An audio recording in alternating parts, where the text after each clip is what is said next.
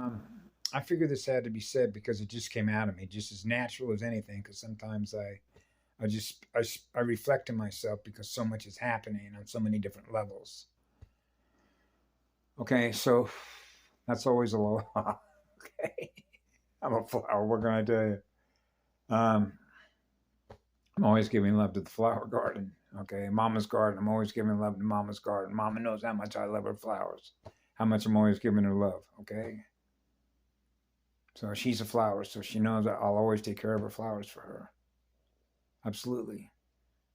There is a slave in me for a goddess when you're a god, but not ever wanting to be separated from the goddess side of the cosmos, right?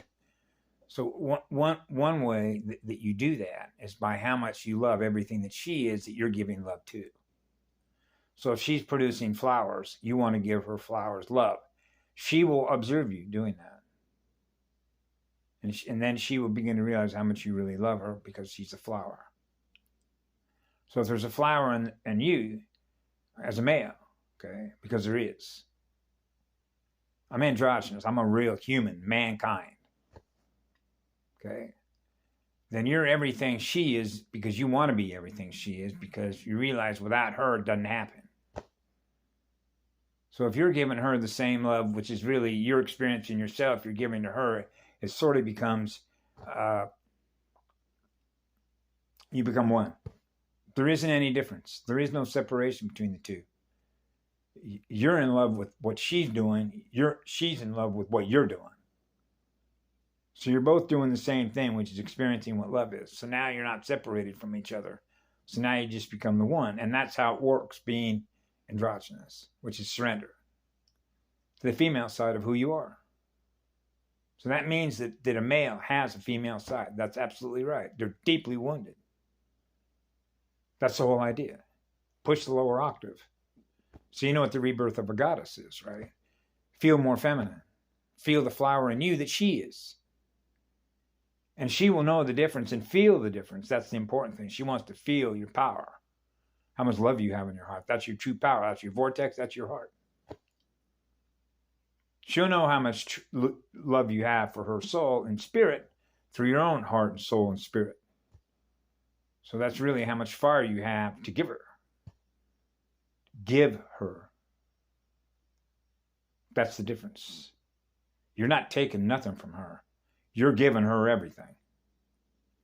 And then when that happens, she experiences that. She realizes how much love you have in your heart to give. What love is. Love is giving energy.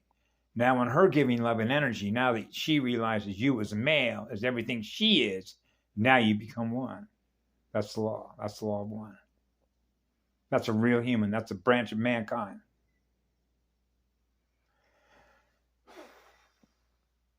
That's who we are.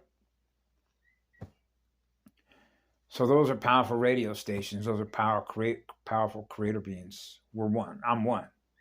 So I'm not ever separated from the flower side of who I am. So it's easy for me to be, how do I put it? To be really like a mother, soft and gentle and nurturing. And like I have flower petals too. Because I am so sensitive, like any mother. The level of sensitivity is like my children. Everything is our children.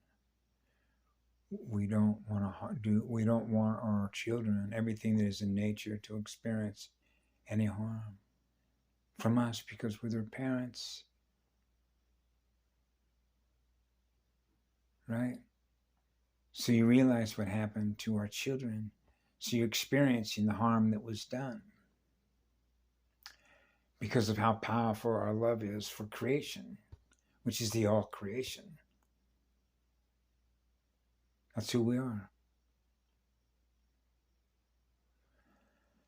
So it's just for those that do videos, and I probably shared this before because of, it's easy to get powered up with your heart's vortex because it truly is the power center of who you are, both in spirit and soul.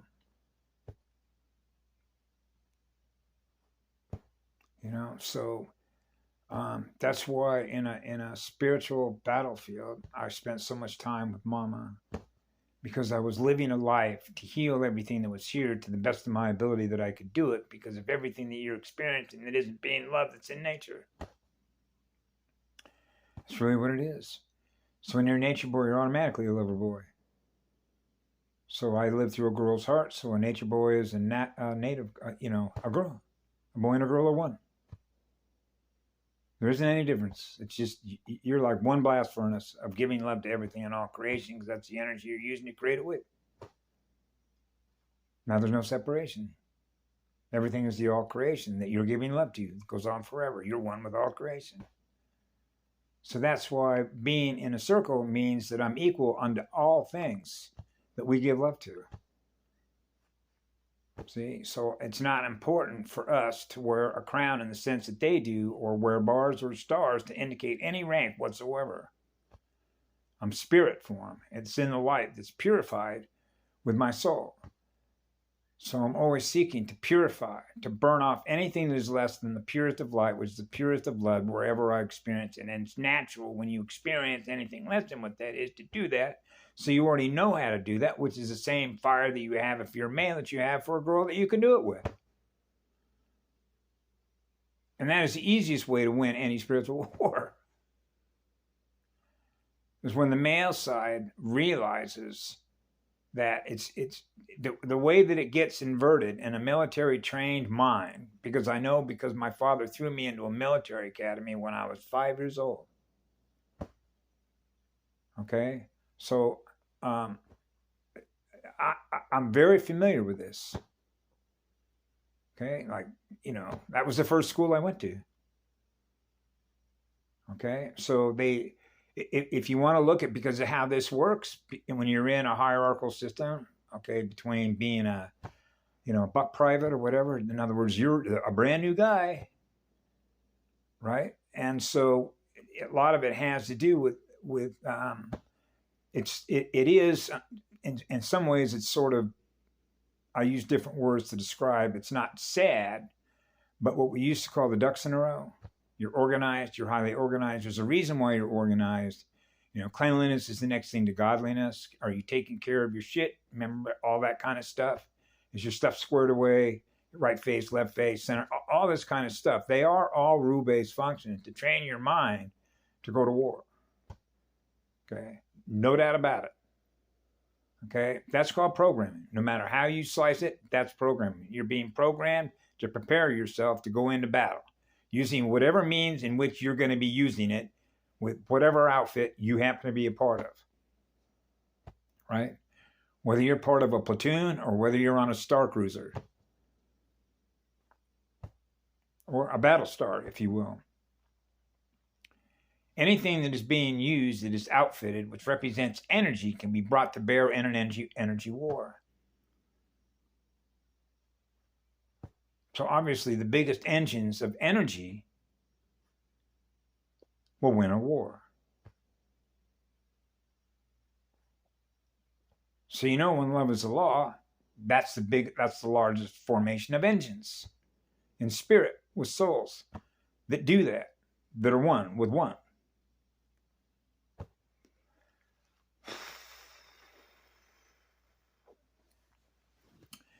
So from a military strategist point of view, it means that you chose the right side for self-evident reasons. Because it's only a matter of time before you lose that game against yourself.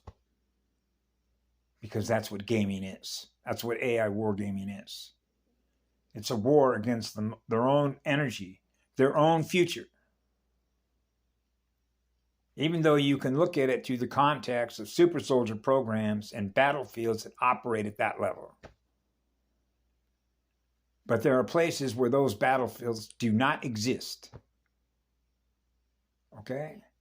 It's as if, really, the universe moved on, and there are places in the universe that I can experience where I have no memory of any war, where I'm only experiencing what love is, that goes on forever, because that's what I am, because that's what I'm experiencing. Yes. That's what I'm saying. Because that's where my heart and soul lives. That's my spirit. So I know that I'm not alone. As a matter of fact, there's more of us in number than you can possibly imagine. The number's too big, so you don't even count. So when the call goes out from the one, that is all hands on deck.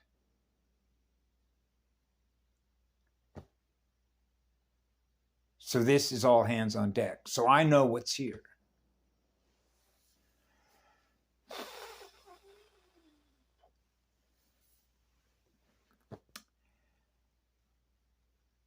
Yeah, these are really simple truths.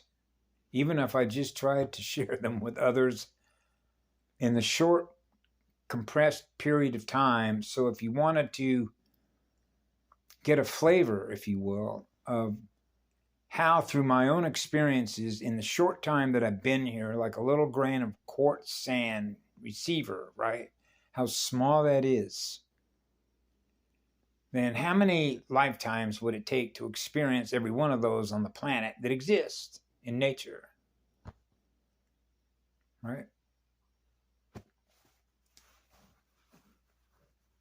And how long would that take if you thought about it in time, in a physical body, to be able to do that, which would be everything that's in all the oceans and the lakes, everything that represents water that's flowing, and then everything that's on the land that's growing, just on the surface of the planet. Which means I know that planet. I know every square inch of that planet. I've been on every square inch of that planet, either with my feet grounded to the earth or in the ocean swimming in it with everything else that's in there. They all know my energy.